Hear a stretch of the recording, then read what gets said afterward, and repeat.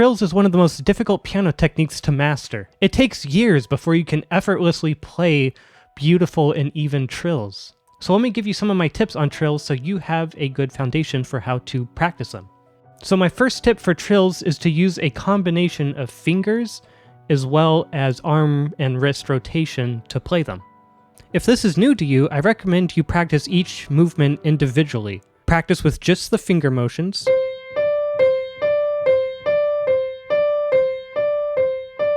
Then practice mostly with stationary fingers and just rotate the wrist and arm back and forth.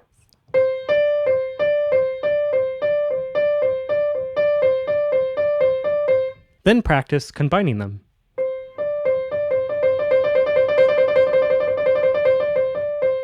It's almost like vibrating your hand.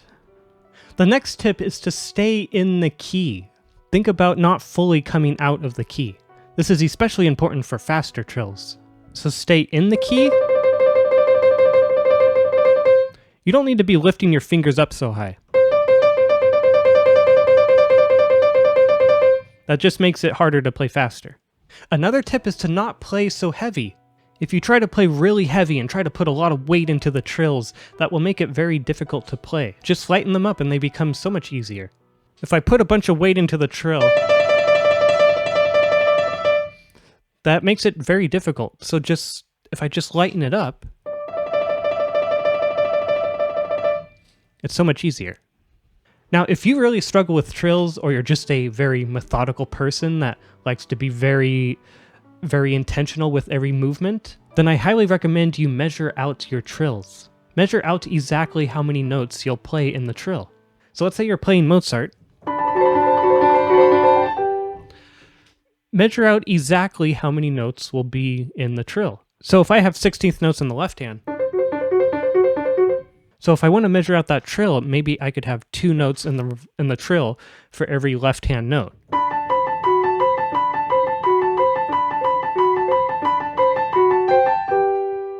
Or if that is difficult for you, you could try just 1 note in the trill for every 16th note in the left hand. So if I play that a little faster, it doesn't sound so bad. Sure, if you can play faster trills, it sounds cool, but if that is too difficult for you, you're just going to spend a lot of time and it's going to be frustrating to learn it. So measure out the trill exactly. And this is not just a beginner tip. A lot of professional concert pianists will also measure out their trills exactly, especially in classical music like Mozart or Haydn and even Baroque like Bach. Now, I could be wrong, but I believe it was Emil Gilaus that said he measured out all his trills, no matter what he played. If you're kind of new to trills, you may ask, well, what fingers do I use? And the answer to that is, well, kind of experiment and find what works for you. The most common fingers for trills is 1-2 or 2-3, maybe 1 and 3. For me personally, I hate 2-3 trills. It's uncomfortable for me, especially in my right hand, and I avoid it if I can. Of course, we don't always get the choice for what fingers to use in our trills, depending on the context of the music. It's probably just me, but I find it's usually easier to trill with fingers that aren't neighboring fingers like this. So if there's a finger in between, I find that's easier than to do neighboring fingers. Well, these are my quick tips for playing trills. Hopefully something here helped you, and if you think I missed something, please let me know. And until next time, see you later.